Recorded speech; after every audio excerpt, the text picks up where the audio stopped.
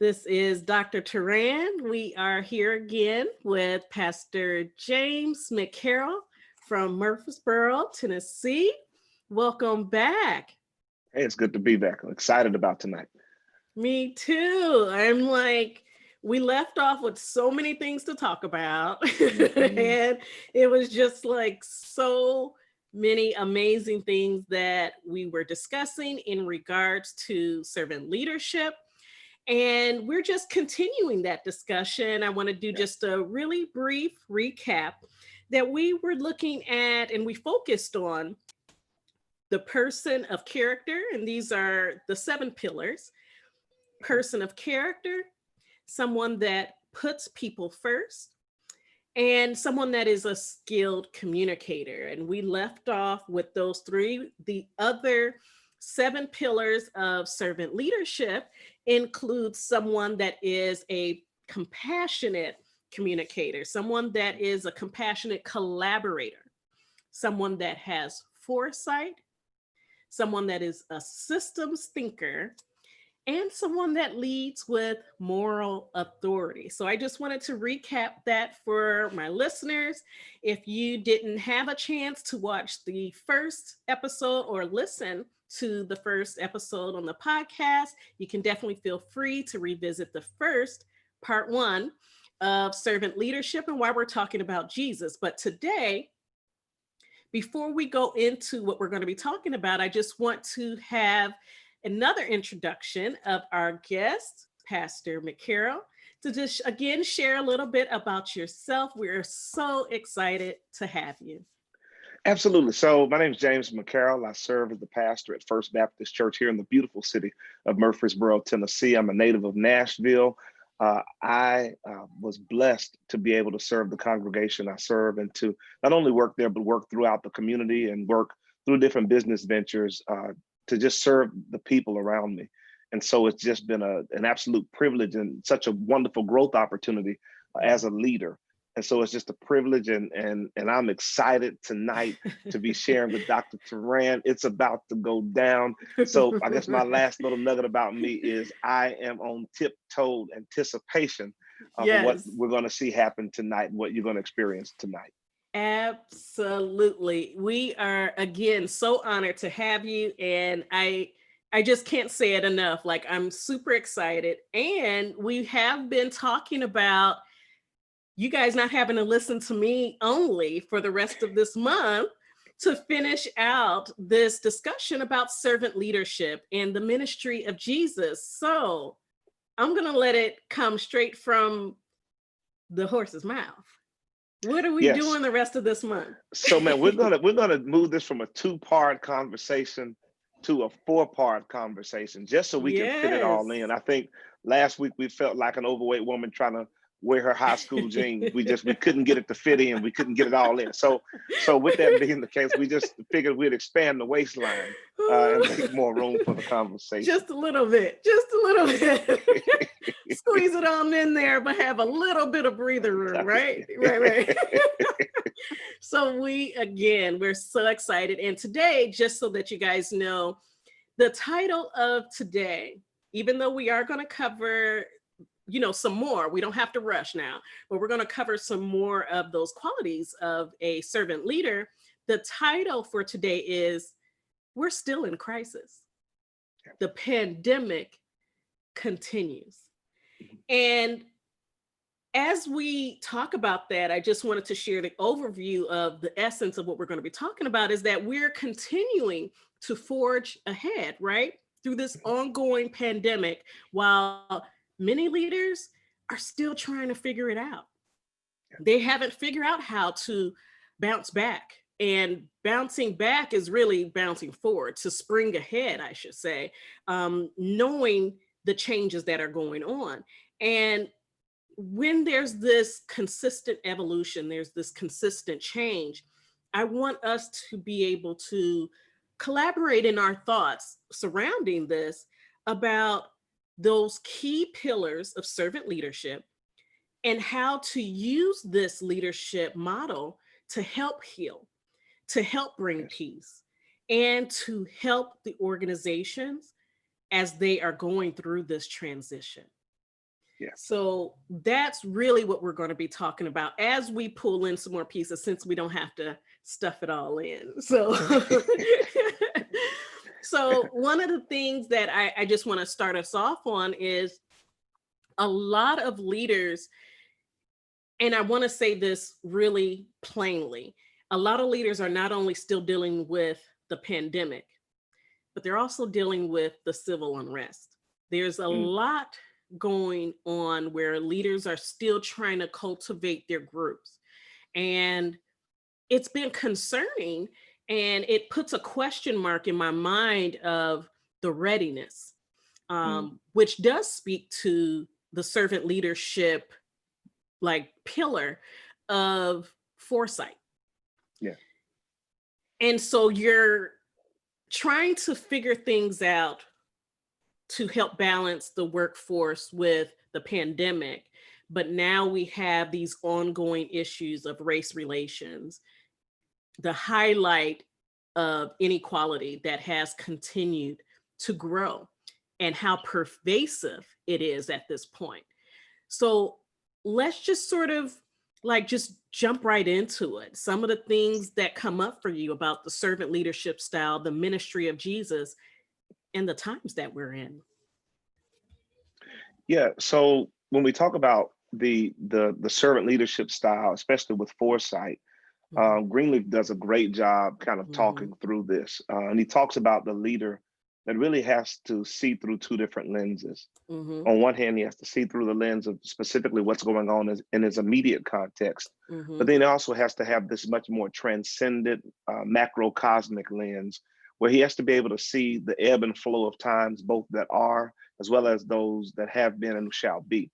And mhm. so when we see this, part of the challenge of the servant leader is number one, your heart is designed to serve others. Mhm. And there's one element of service that was already present, but now you're dealing with a much more transcendent, a much harder area of servanthood while you're already in a space where you have been, for lack of a better term, depleted from depleted from the previous one. So Mhm. there's this juxtaposition, if you will, in leaders right now, in any leader, where you have to now address this new fire. It's like being in a house that's on fire, whether the Mhm. basement's on fire, then all of a sudden you have a grease fire, and you're like, oh Yeah. gosh, and Yeah. so it's one of those things where we have to begin to ask the question of how do we deal, what's going on in each fire. So the first thing is realizing or recognizing the source of each fire. Mhm. So all fire is not the same. And so I think the challenge with many leaders in this time has been wrestling with this now internal piece Yeah. that puts all of my leadership and my, not only my leadership, but my morality in the Yeah. question, to say, Yeah. okay, have I really been unfair? Have I really been in a space where I've looked down, whether knowingly or unknowingly, on an Mhm. entire group of people or several groups of people? And I'd have to now deal with this fire while still dealing with the other. And Yeah. so, as the servant leader, I think one thing that's stated is that you always have to find out what is the area of greatest priority. Yeah. What is the issue of greatest priority? And I think in this space, one is a global tragedy, the other is a domestic tragedy, Yeah. which threatens the immediate team. So the servant leader is always asking, what is the best service they can provide in that moment? Yeah. And sometimes a great case in point with Jesus, I think Jesus just did it masterfully, is when Mhm. this woman comes to him. The Syro-Phoenician woman comes to him while he's on vacation in Tyre and Sidon. They're sitting back, he and the disciples are chilling, and this woman Mhm. comes into the room and she says, my daughter's sick with a demon. Yeah. And Jesus says, look, I'm not even sent to you. Like, this isn't even a fight that it's not even a conversation we need to have. I'm not sent to you. I'm sent to the Right. children of Israel. So do I take the kids' bread and now give it to the dogs? So now we see two distinct cases of servant leadership, Mhm. or opportunities for service. One is he has to deal with this larger picture of bringing salvation to the Israelite nation. But then Yeah. in his immediate purview, he's got this woman that is clearly sick. And now this is more of a socio-political issue. Right. So, he has to wrestle between the two. And I think many leaders are in that space. And what he does is this, he realizes, okay, there's going to be an immediate need I have to address. And Mhm. the longer term need is just that. I won't be able to fully address it in that time, but this is a need I can address in the moment. And I think most servant leaders have to ask the question, where can I serve most powerfully in the immediate moment, while simultaneously not throwing away the greater service that has to be rendered in the larger moment. And so I think it's just a space where, as servant leaders, we really have to address the race piece, because here's the big piece that affects the team that will be serving the larger picture. Right. And so we have to be able to make sure the team is all on one accord, as so that we can address the larger issue at hand with a unified front. And so, as a servant leader, again, it's always identifying where is the most pressing, most immediate, and most urgent service needed, so that the greater service can be done. And I think with every leader, we have to ask that question: what's immediate? And then what is the greater service? And how do we address that immediate, so that we together can then address our greater service? Well, to play a little bit of devil's advocate, a little bit, Okay. is the question of how do we do it all? How is it that we're addressing all of this and giving it its full attention in the midst of the chaos? Well, How? How? it's hard. Like honestly, you have to choose the battle you're going to fight today, while never forgetting the war that's at hand. Say that again. So you have to choose the battle you're going to fight today, while never forgetting the war that's at hand. And I think sometimes it's just, you have to realize that a war is won battle by battle. Hmm. And so you have to be able to determine what's today's battle, and Hmm. you spend your energy on that battle. So just, conquering the one thing that's in front of you, then going to the next thing, going to the next thing, and ultimately in time, the overall concern gets handled. Yeah. And I think of that even when we speak of going back to the drawing board. What is the vision? What is the Yes, mission? yes. And I think that when you say that, my mind goes to the space of, well, if you are making sure that you're staying firm on a Hmm. clear vision, on a clear foundation, it's Hmm. easy to say, like you said, what's the bigger war?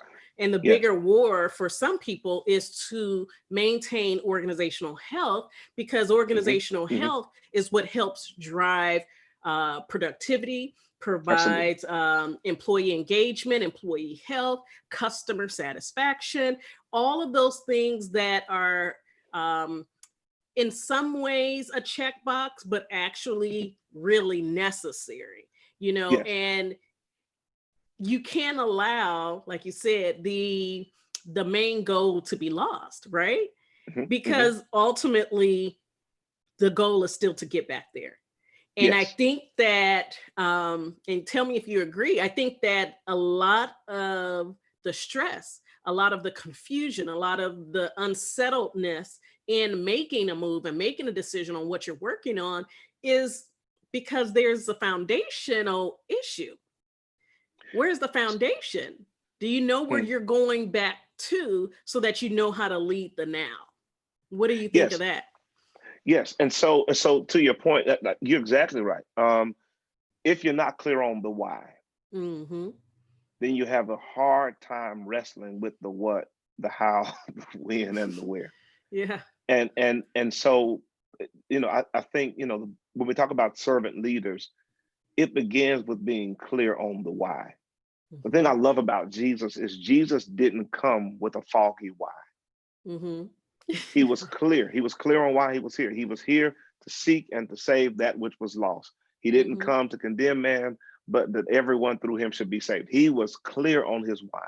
Hmm. And so when a person like a Peter comes up and says, no, you shouldn't go to the cross, he can say clearly, get behind me. In other words, man, you're not clear on the why.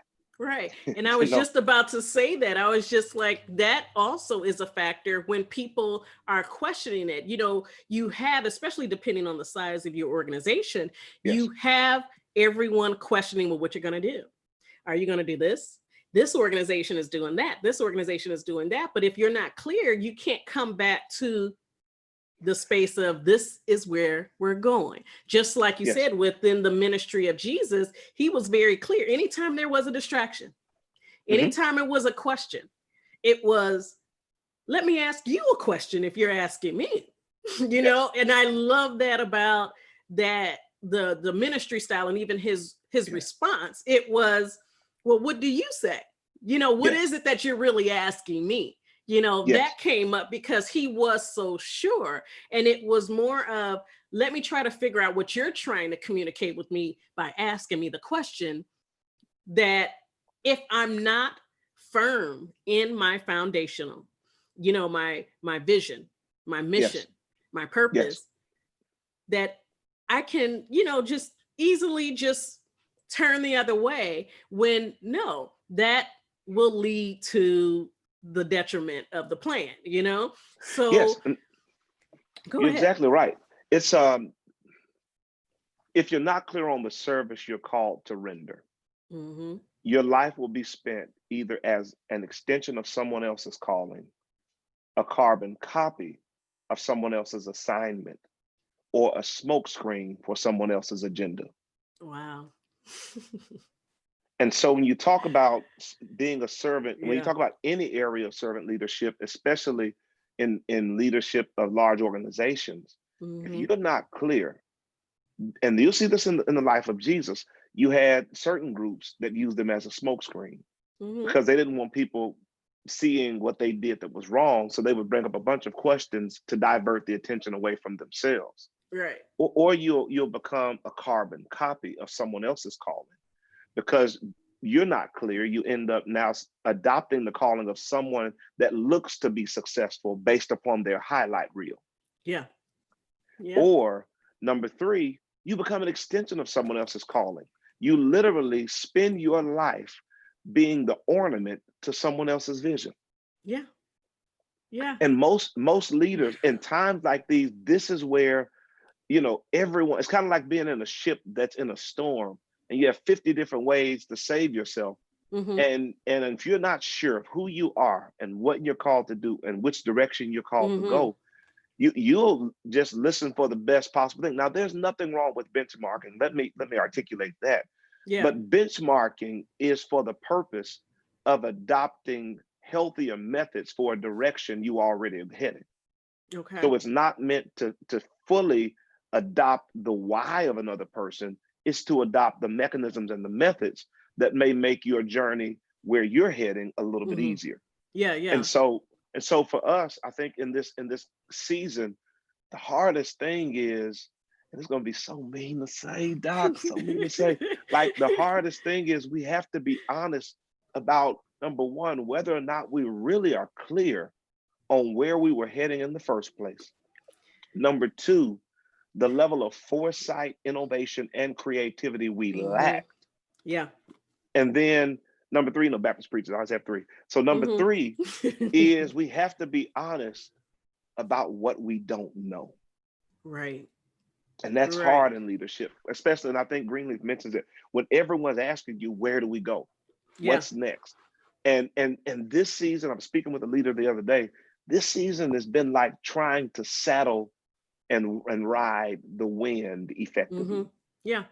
And it's interesting. I was trying to look up. There was a top executive of a major brand. I don't want to say the name of the brand, but there was a major executive who recently stepped down because she said she realized that she is not the one, even though she did deny having any racist thoughts or racist beliefs, prejudice, that she wasn't the one to lead the charge towards an anti-racist culture in the organization. She stepped down. And just to your point too, I pulled up, there was a point I wanted to highlight too, when it talks about servant leaders having concrete skills. That's what Greenleaf was mentioning. And something that he said, I wanted to quote from his book on the 7 pillars of leadership. Mhm. practicing the wisdom of leading by serving.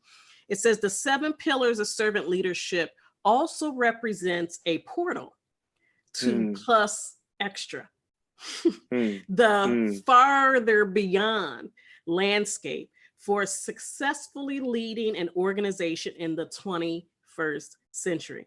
mm, mm, They lure us towards a vision, a voyage of discovery beyond the known world of linear mm, management, and isolated heroic leaders into the flat world of global business, connectivity, shared mm. leadership, and the kind of community that makes it all worthwhile. And Yes. what stands out to me is the plus ultra.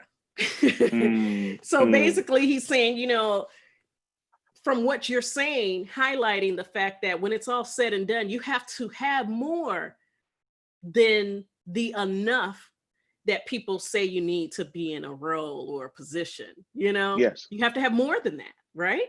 Yes.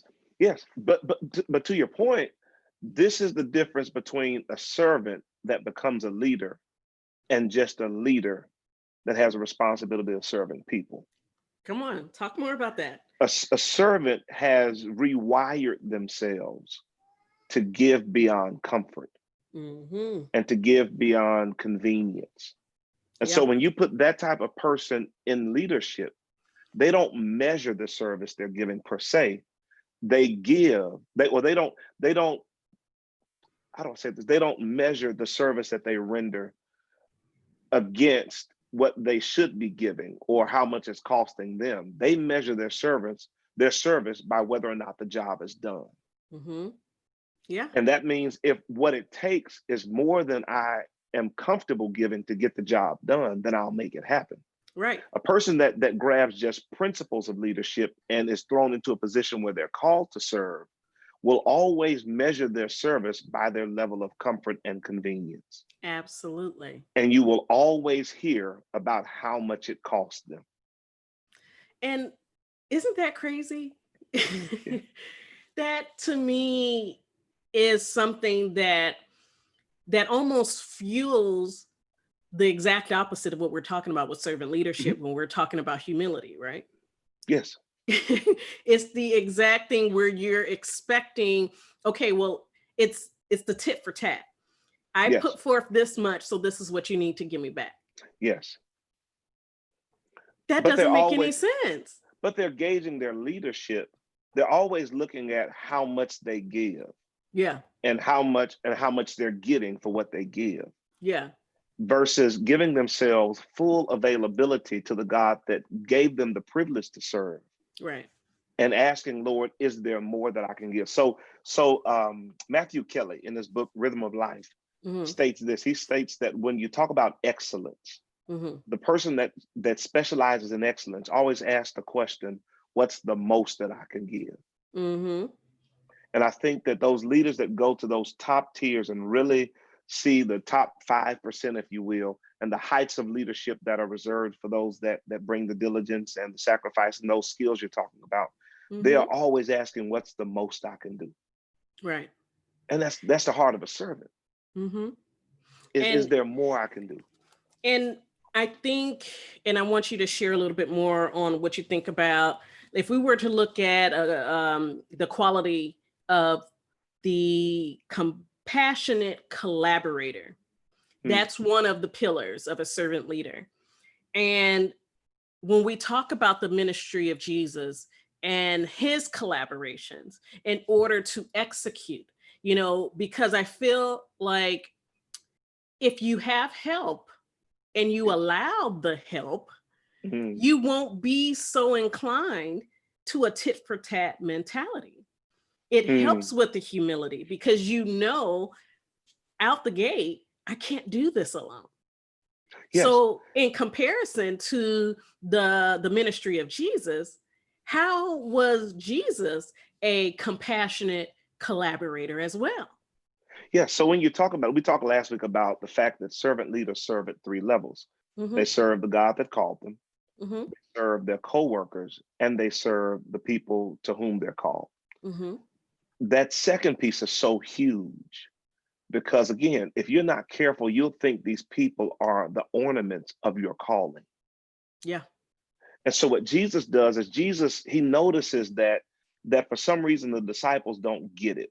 Every time he turns around, they're talking about who's going to be the greatest. Yeah. You know, Yeah. this guy says, I'm going to be the greatest guy, you know. So Jesus says, okay, they don't get it. He has 3 or 4 clear cut, you know, seminars for them on what it means to be a servant. I didn't come to be served. You're misreading my leadership. He has Yeah. these Yeah. sessions, but then he says, okay, let me just do this differently. He says, I'm going to give you just a seminar, but it's going to be a seminar through sign language. And Okay. he pulls this towel out, takes off his outer robe, gets on his knees, fills a basin up with water, puts it at their feet and says, okay, I can show you better than I can tell you. Right. And he doesn't say anything. He doesn't give this deep dialogue on it. He just does it. And Mm-hmm. they see this guy that's a miracle worker that, you know, literally telling the water to be quiet and the water shuts up. Like this guy that's healed everything, watching Right. people with no hands have hands grown back. And this dude that is the man, Right. their chief leader, gets on his knees and does what the lowest servant in the house would have done. Wow. And what he's showing them is, this is how we work with our coworkers. Yeah. That you serve the people that are working alongside you. But now here in our day and time, here's the element. I realize that your calling is never meant to be an ornament on mine. It's meant to be authentically great in its own right. Right. And so I spend that energy helping you cultivate what you're called to do and who you're called to be, so that we fulfill the plan of God. We So fulfill the assignment, the corporate assignment that's in front of us. And so a and servant leader delegates for the purpose of making sure a person becomes who they were called and created by God to be. and that's what I was just about to highlight. If we were to step into the office, Mhm, okay, the office as we formerly known it pre-Rona, okay, mhm. you know, because some people may be home and that's their office, Yeah. but the office formerly known.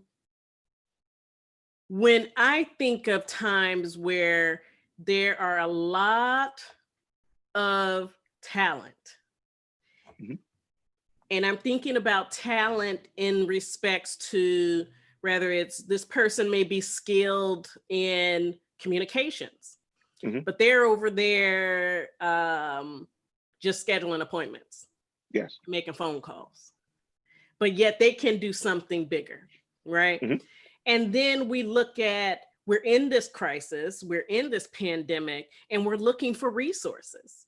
You mhm. know, how can we be intentional enough to have a clear mindset and say, you know what?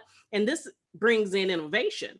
We may Yes. not have normally, you know, cross-trained. We may Mhm. not have normally made sure that you know how to do this job or that job. But when Yes. you're talking about humility and really letting people shine and serve in that capacity, that is something that people can consider when they're trying to manage all of the different fires that are going on during this Mm. pandemic. Okay, there are situations that you may not know how to address, but in your gut, you may feel, yeah, I need to address it in regards to Mhm, race relations or support to staff so that they mm. can continue to have psychological safety for both the piece about their health and well-being because of Mhm. COVID and the peace and well-being because of discrimination, unconscious Yes. bias, and all of that, right? And it's like, how easy could it be to really highlight people's strengths? And that to me Mm.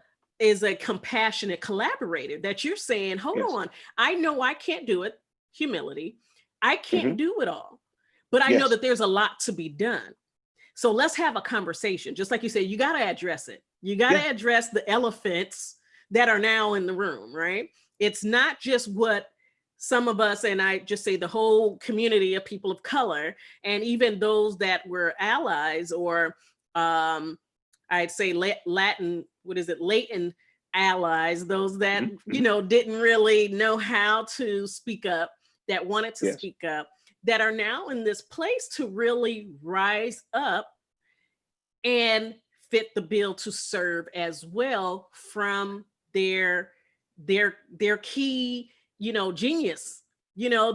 their purpose, and being allowed to do that Yes. because you have a leader that is aware that they can have more impact in numbers, which I know Jesus did as well. Even Yeah. though he had to teach and try to help, like you said, make it plain by Mhm. example to his disciples, he still was like, look, you can do this, you can do that, Yes. let me strengthen this in you. You may think, you have a stutter, but let me know what other power let me tell Yes. you what other power you have. Yes. Yes.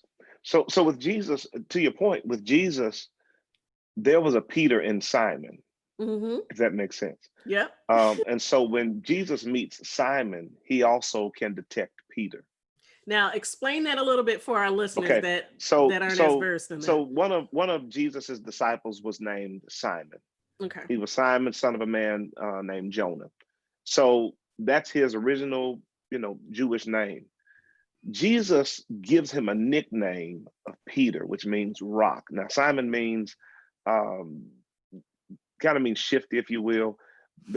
Peter means rock. So Jesus sees this guy that is a fisherman, and he goes to him and he says, "Man, I want to make you a fisher of men." So he Mm-hmm. sees this entirely different calling on a guy that's absolutely settled in his profession. Let me say that again. He Mm-hmm. sees an entirely different calling on a guy that's settled in his profession. Yeah. And so often as leaders, we have to have the insight of Jesus to be able to see when there's a Peter, this fisher of men, inside of this Simon, who's a fisherman. And Mm-hmm. so sometimes they, like you said, they may be an administrative assistant or a typist, or they may be a person that is a clerk. Mm-hmm. But you have to be able to see and look closely enough and listen closely enough to identify those other elements that Mm-hmm. they may have been sent to that office to bring. And so part of it is understand that when we get an assignment, when God gives us an assignment, whether it's in a corporate office, whether it's in a church, whether it's in a social group, the assignment is usually bigger than the present or seemingly present resources, Yeah. which indicates that there's something in the house that has yet to be discovered. Yeah. And Yeah. so when Jesus calls these guys, Jesus changes the world, but only calls 12 guys. Watch this. God builds a team. And he builds a team because he understands that the ministry is going to exceed his Mm-hmm. own capacity to carry it out. Yeah. And so, whenever the calling is there, God will always give you a God sized calling so that as a leader, you can now call forth the Yeah. very competencies that exist, but may exist under the surface or behind the scenes or behind the veil Yeah. of the current assignment. And Yeah. so, each of us as leaders, we do have to do it. We have to. We have to take the time to be a compassionate uh, teammate, a compassionate co-laborer. And what that Mm-hmm. means is, again, being willing to listen and being willing to pay attention to what people actually bring. I'll never Mm-hmm. forget as a pastor, we had a lady that was sitting out in the pews, and she Mm-hmm. loved coming to church every Sunday, had a good time. Yeah. And I at the time, our choir was the best. We were probably on a scale of 1 to 10, a strong 2.5. Yeah. They were not that great. So one day we're talking, and now she's a great member, chilling. She decides to become an usher. So Oh, she's an usher doing a great job ushering. And yeah. through conversation, we find out she has a master's degree in music. And she's been a choir director, she's Yeah. written music, she's done all of this stuff, been a composer, and this is her gift, but she's an usher. And Yeah. sometimes, we can have people that aren't necessarily displaced, but they're not operating in a way that it reflects their full capacity. Yeah. I think Yeah. to your point, Doc, you're exactly right. The servant leader is always so adamant about serving the greater need Yeah. that they're constantly looking to elevate the service of the people around them Right. in a way that's in alignment with their truest calling Right. and their richest Right. calling. And the thing is, going back to when I was asking the question of, so how do we get this done? How are we uh, able to strategically because that's the key. How do we strategically deal with the battle that's in front of us without forgetting about the war that's at hand? And I think it's by tapping into the resources of the people. And we spoke last week about how one of the first, I think it's the second pillar of servant leadership is putting people first, right? And putting people first isn't just, oh, I'm going to say hi and make sure I'm being nice. No, it's being intentional. Yes. It's being Yes. intentional. And something that is also mentioned by, it's James Sipe and Don Frick of this. And it's saying servant leaders help others meet their highest priority and development needs. So it includes seeks first to serve, but Yes. inspire them to lead. So you're inspiring other leaders, right? Like you're not just saying, hey, I want you to be down here and I'm just going to be really nice to you. No, you're tapping into the leadership capabilities of each person because it's also based on their innate desire to serve Yes. as well, right?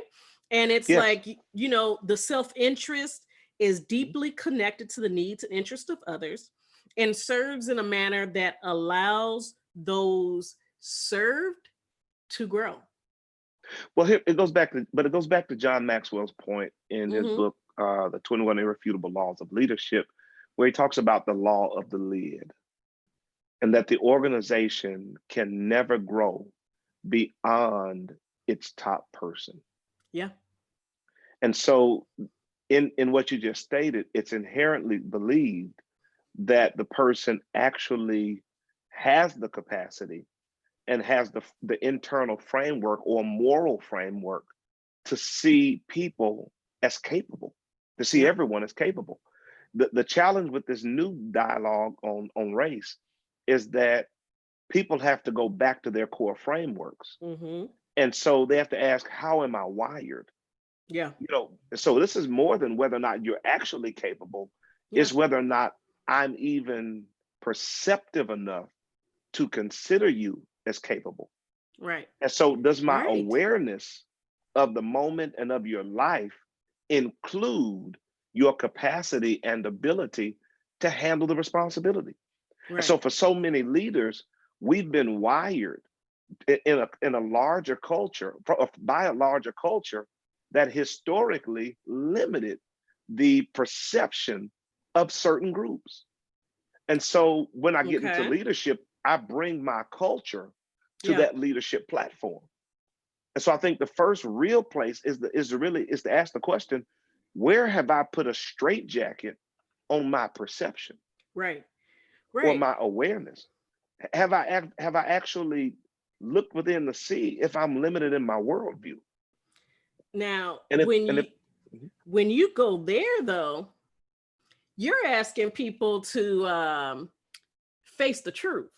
mm, You're asking people to say, okay, wait a minute. Okay, we're talking about servant leadership now, but hold on. Just like you mentioned last week, it comes right back full circle to say, what's in your wallet?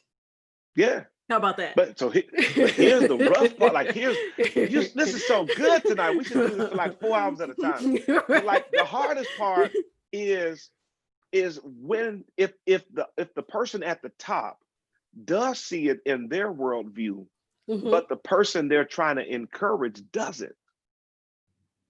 Now we have the same issue, but the weight of it is from the other side. And so it's a total, again, it's the law of the lid. Now the upside to it is that leader can over time develop that person to their highest potential. Right. But in some cases, if they're hardwired enough, they will actually relegate themselves to laying in low places and plateauing their own potential because they can't see it within. And if that leader's not skilled as a communicator, and cannot effectively, and I know we talked about it a little bit last week, can't effectively Yeah. articulate and translate that person's skill set and their potential to them, then they may run them off. And that person will go to find another place where they will be allowed to find peace lying in low places. Well, let's turn just a little bit to that corner, because guess what? You just brought up another issue. What if the leader that could otherwise be a servant leader is self-doubting their potential? Like you said, people can only raise themselves as high as the person that's leading them, because the leader is supposed to be the one helping raise them up. If they're not helping them raise up, it's just like passively, not purposely, like growing your organization, right? Yes. So Yes. it's not on purpose, but you end up inadvertently and some purposely, unfortunately, snuff the growth of those that are following them. But what Absolutely. if the inadvertent snuffing of someone else's growth is because you haven't realized your potential, and so you're stuck? Yes, you're exactly right. I'll tell you, and I'll speak from personal experience, so I'm not putting anyone else out there. Like, I know for the first probably 6 years of leading the church I serve, I questioned whether or not I was good enough. I didn't know whether or not I was good enough to actually lead a large body of people. I figured, because I'd never seen a church that large, I had no point of reference. And so I had every reason to doubt that it would only grow, that it would grow beyond a certain point. Yeah. And so, because I felt that in a, I want to so badly say involuntarily, but it was really me choosing to see only so far. Yeah. And what happened is, because of my short-sightedness or my lack of confidence, the organization suffered. And I think there are a lot of leaders out there that are leading different organizations or different businesses, and you really wonder whether or not you're good enough to go to the next level. Yeah. And so what happens is, you only serve, you sabotage the service, if you will. Yeah. Because you're only going to serve to the point that you can see yourself becoming. Right. And you're right, man. There's so many organizations. I wish we had, like, I'm gonna bump it up to 5 hours. 5 hours to do justice on any one part of these, But Look, I say y'all that stay because there are so tuned. many people that are on here that are like, I want to be better, but I inherently can't see myself or see the business I have becoming better. I was speaking with an entrepreneur earlier today, and she was talking about people she was inviting into her realm of business. And the people she was inviting couldn't see it. Either they couldn't see themselves working that much, they couldn't see themselves being as successful, they couldn't see themselves operating certain equipment. And so they were literally sabotaging their own businesses and choosing to stay small because small seemed to suit them better. Yeah. There's a comfort, and not even a comfort in being small, right? I don't think anyone finds comfort in that, especially because we were created to be great. Yes. We were created to be in the likeness of someone that's bigger and greater, right? Yes. Yes. There's comfort in what they know. Yes. It's the unknown that's uncomfortable. I don't know if I'm going to do well. I don't know if I'm going to succeed. If I succeed, then what next? I don't, it's a stuck point, and it's a matter of getting beyond that, because self-doubt is literally just that. It's just you doubting yourself. It has nothing to do with reality. It has nothing to do with reality. It's just you and your mind and the opposition for the success that you're supposed to succeed, the growth that you're supposed to obtain. It's really just to keep you small. Because again, if we were created in a certain person's likeness, yes, we're supposed to be big and grand in our own space, which is why Yes. when I'm working with people, I'm just like, you need to figure out the mindset first. We're going to Yes. work through Yes. this mindset thing because someone needs you. It Yes. may not be what, Pastor McCarroll is doing. It may not Yes. be what Dr. Teran is doing, but there's Yes. something in you, because we were talking about purpose, that Mhm. is supposed to be driven and put in the forefront. And all of us were to lead in our purpose. Yes. So regardless, going back to how to lead when you're not in charge, Mhm. that's implying either way, you're supposed to Yes. lead. But here's the thing: we're all leaders. Yeah. We all are given a specific, individually based assignment. Mm-hmm. No one is responsible for that but you. Yeah. No one is going to be held accountable for that but you. Yep. And so the freedom of the mind is so pivotal in the pursuit of the purpose. Your legs will never outrun your mind. Your calling will never outperform what's in your head. Yep. Like, you have to be able to see it even if you can't fully see it, which goes back to foresight. Yep. So it's this concept that I have to be able to see beyond, Yeah. and Yeah. people will they will follow you only to the extent that you can see beyond. Yeah.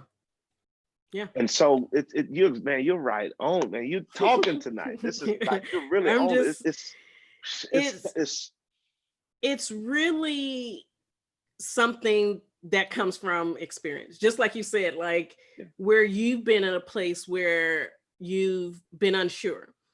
Mhm. And it's because of the impact that you were going to make. It's like you have to get beyond that. And that is that growing, that is that cultivating and growing into, your purpose that is Yes, necessary. And it's for a certain reason because of the people that you will impact, the people yes. that you will serve, that you need Hmm. to have that experience for yourself so that then you can say, I've been there. Right. Yes, Just yes. like for myself, it's like, how about imposter syndrome? Same Mm. difference. Like, okay, I'm a doctor. I literally had to go talk to somebody and have them tell me, Shanae, you're a doctor. So of course you know. Mm. And I'm just Wow. like, it didn't feel that way. I was second guessing everything. Wow. And it was Wow. like, but you studied this for years. And people, Wow. like, I literally was confusing the Mm. battle that was preparing me for the level of humility that I needed to Yes. have. I was confusing that with the not taking ownership Mm. for my greatness. It Wow. was, oh no, no, no. I wouldn't even let people call me doctor. Wow. I would tell people, Wow. just call me Shanae. Yeah. Just call me Yeah. Shanae. That's too much pressure. That's too much Yes. pressure. But it's the fear of success. Like Right. you said it best. Like, we're scared of what we will possibly have to do Mm-hmm. when we do become. Yeah. Yeah. Because especially if you've been in a space, or you've grown up in a space where you've never seen a person become, Yeah. Yeah. or seen a person become at that level. Yeah. Yeah. Yeah. And so that the conversation of it, the intimidation of it, if I can use that Mm-hmm. word, is there because most of our lives are lived out from hurt echoes of our past Yeah. instead of the hope echoes of our future. Right. Right. Yeah. And so we've spent time rehearsing what we can't do Yeah. versus buying into who we're called to become. Right. And we the worst part is we sabotage, in shortchanging ourselves. Mm-hmm. We really sabotage the outcomes of people that we're called to serve, like you said. Right. And Right. and so I think there comes a point where each of us has to ask ourselves, Mm-hmm. what do the people we're called to serve lose Right. if we choose to shrink back? Yes. Because I just was reading something about how it is necessary, and I want to put this out there as a recommendation for any of those that are wanting to adopt the servant leadership model or even enhance it and grow it in this particular area, about being like all of the the pillars actually. But the point that you made me think of was realizing that it's bigger than you. Mhm. That's how you deal with that. Yeah. You Yeah. begin to, when you have that self-doubt, and I'm not going to give you all the secrets too, because, you know, when it's all said and done, we're going to play this out for you. But Yeah. you have to realize that what you're doing and your purpose in serving, and again, this is different from the role, different from the position. It Mhm. is your purpose in being a leader, is you're leading a group that is bigger and has more meaning than the self-doubt or the Yes. negative thought patterns and the negative self-talk, all those things that comes into your mind. And so as leaders, when you're dealing with crisis, when you're dealing with the stress, you have to also consider this, and this is from the psychology end of things.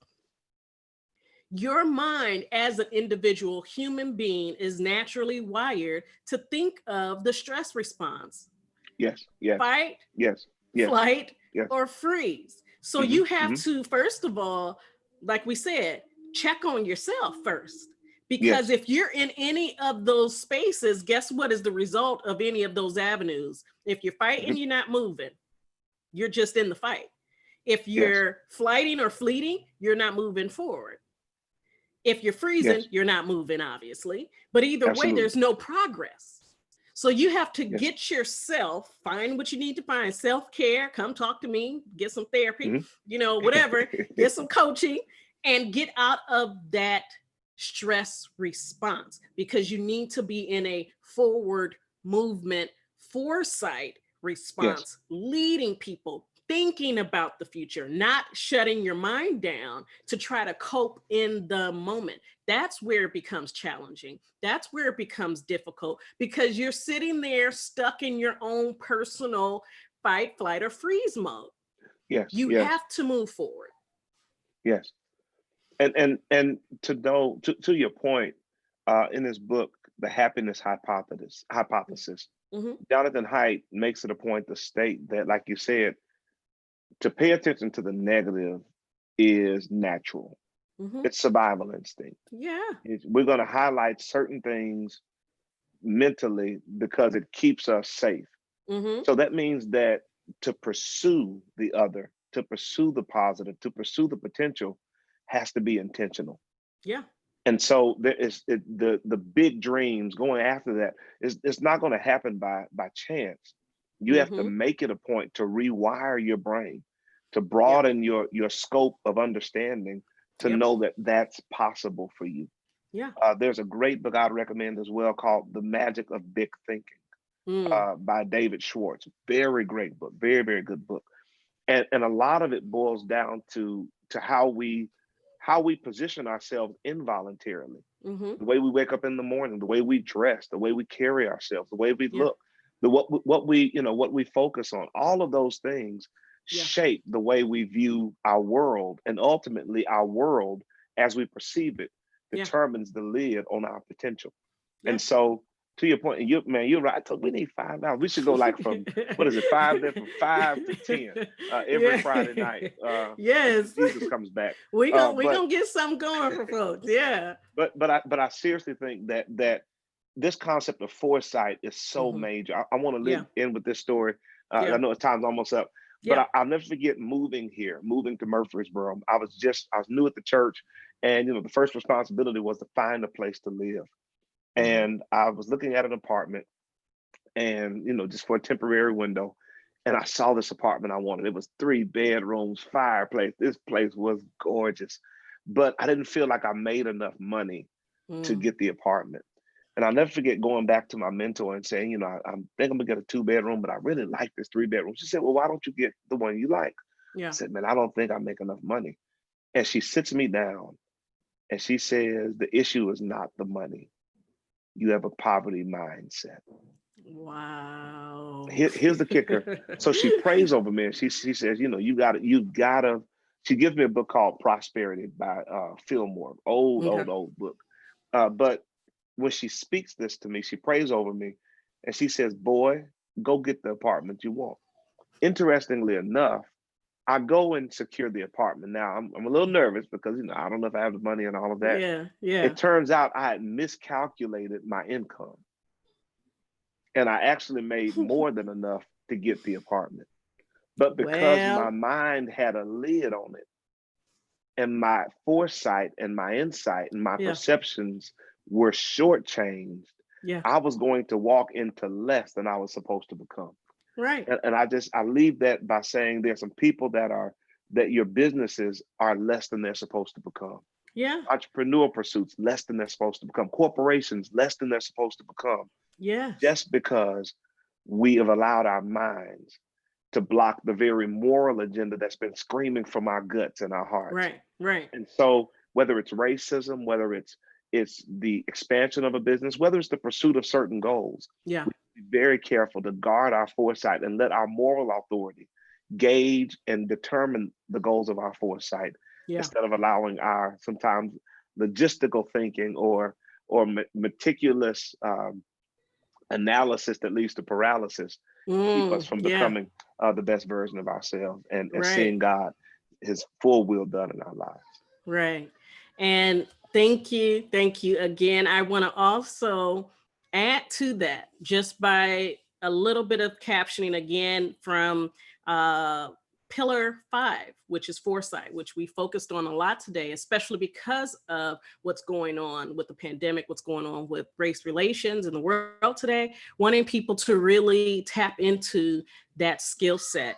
And according to this book, the servant leader imagines possibilities, Mm, mm, anticipates the future, and proceeds with the clarity of purpose.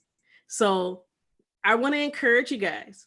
Servant leadership will literally serve you both at home and at work. You have to live with purpose. And when you are living in purpose, you begin to find yourself living in peace. We're not saying that there mm, won't be any challenges. We're not saying that it won't be hard, but there is such thing as peace in the mm. midst of each storm. So I want you guys to join us. We will be back. Pastor McCarroll is coming back. And next week, Friday, 5 p.m. Pacific Standard Time, 8 p.m.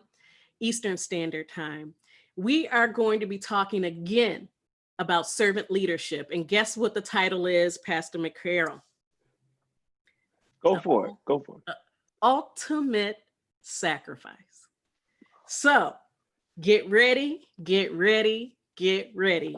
I am so excited. And if you have any questions, if you would like to get in touch with Pastor McCarroll or myself, please feel free. We're going to make sure that on all of our playbacks that we have the links to his sites.